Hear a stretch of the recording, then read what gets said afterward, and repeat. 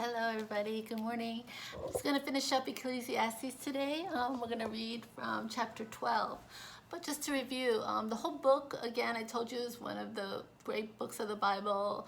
We know that King Solomon definitely wrote this at the end of his life because he talks to us as if he says, don't forget, what you learned in your youth, and kind of like this person who has lived through so much, and he's acquired this kind of knowledge and wisdom that he wants to share with younger people. So just to review, he says that he did all these things. He tried to find happiness and wisdom in like books. He did culture. He did all the arts. He even had like a gallery, and all of that just gave him nothing. He put himself into architecture, which also goes into his work.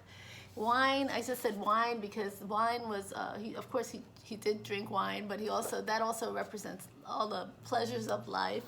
He even had a comedian come and give jokes, like kind of have somebody to make him laugh all the time. And he had food and wine and pleasure.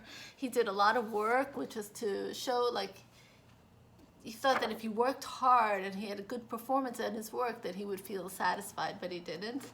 And wealth, he was such a good businessman. They said he was one of the richest men, even now, if we measured his wealth. And women, he tried to find love and relationships and anything that would bring meaning to his life, but he finally said, no, there's nothing meaningful in his life. And if you read through the book, he says all these very dark, negative things, but whenever he refers to God or refers to the Lord, it's very uplifting and very positive. So at the end, at chapter 12, I'm just going to read the end part. It says, chapter 12, verses 11 through 14. The words of the wise are like goads, their collected sayings like firmly embedded nails given by one shepherd. Be warned, my son, of anything in addition to them. Of making many books there is no end, and much study wearies the body. Now all has been heard. Here is the conclusion of the matter. Fear God and keep his commandments, for this is the duty of all mankind. For God will bring every deed into judgment, including every hidden thing, whether it is good or evil. So he says at the end, the words of the wise are like goads. Goads are like sticks with little sharp points. That's what they use to poke at cattle. So he's like, the words of the wise, they're like poking words to you. They're trying to tell you what's important, and they poke you, and they kind of shake you up a little bit. And he's saying they're just like the embedded nails of our shepherd. And here this is a reference to Jesus. And he says, but don't put any other words, just God's words. And the final conclusion is, ta-da! Everything is meaningless except these two things that you should do. Fear God and keep his commandments. That's it.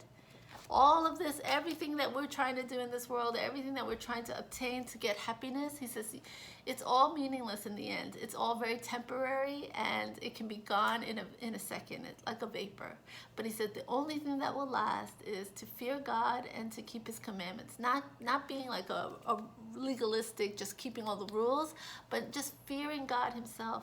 Now, fear God doesn't mean be scared of God, but fear of God and holy, awesome wonder of who God is.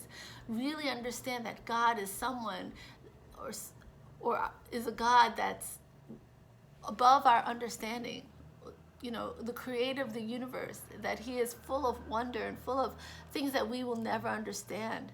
But yet to fear that, to be in holy awe of it, is what he's saying. And he says, and then when you do that and just obey his words, obey the things that he has asked us to do, which is to be kind, to be humble, to pray, just the simple things in life, he's saying that is the only thing that matters in the end.